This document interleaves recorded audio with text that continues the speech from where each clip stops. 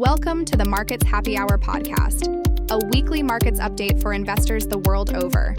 Each week we discuss inflation, geopolitics, interest rates, equity markets, and other asset classes. To try to answer the question, what does this mean for my investment portfolio? Let's dive in.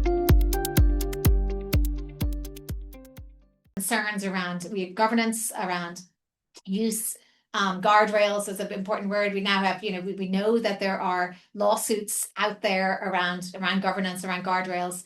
We see AI trying to now narrow and really direct itself into the enterprise segment, just abandoning its video app. But the life cycle of that video app was extremely short, really. It was a big fanfare and then dramatic fall off in terms of its users. So I think that goes to show this faddishness that can come into AI at times, the other uses.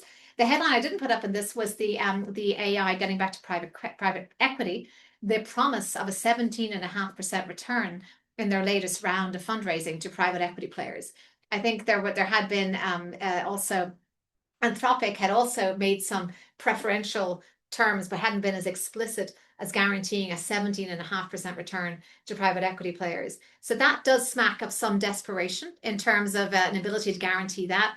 And would have to wonder and have to hope that the private equity players engaged in that bargain have done their due diligence extremely well. But there is a sense that the pace that's going on for AI is taking over. Has it reflected in the share prices or in the hype and that concentrated block that is representing now the bulk of equity exposures?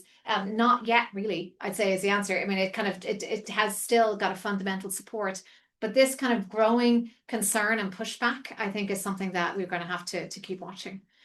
Does anyone in the room have any concerns around the AI bubble? We've been talking for months about, is it bursting, all the interconnectivity, but it does seem that there's a sort of a pushback developing now.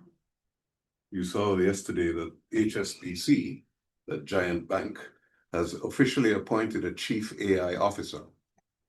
It's a new position. I hadn't seen it before. Watch for more.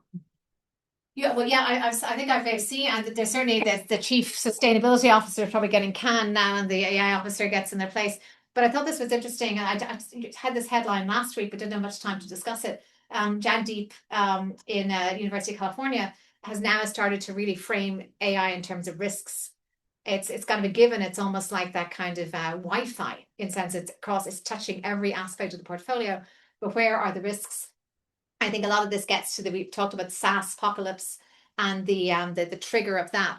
And I think that was kind of an interesting way to think about AI as a risk, not necessarily only as an opportunity. And I will tell you, this is absolutely the tenor of the conversations that institutional LPs are having right now about their private markets portfolios. Software is the biggest portion of exposure by sector that LPs have through private markets today. So even if they think they're somewhat relatively insulated from the SaaS apocalypse, they still have a lot of exposure to software. And so really beginning to set a higher bar and expectations of managers around how are they evolving in their sourcing, in their diligence on deals, and their ongoing monitoring, in their growth plans, value creation strategies, exit strategies around AI. Yeah. Because what I'm hearing is a lot of chatter from LPs that are pretty unimpressed and unsatisfied with what the rigor that they're hearing from managers around how they're thinking about this, as Jagdeep put it, through this risk lens. Yeah. So I expect to see a lot more on that risk tilt on the topic. And I suppose it's a question of what is expertise when we're dealing with so many unknown unknowns. How can we even be sure that an underwriting, to what standard, to what level can you be assured that a revenue projection or a customer acquisition projection is likely to be sustained? If we have something like a Sora that actually kind of is a boom bust, so some things do not in fact undermine Pixar or other kind of video creators. And then the other hand, we have this suggestion that two narratives around SaaS that, people will never abandon it, or equally it's going to be completely undermined.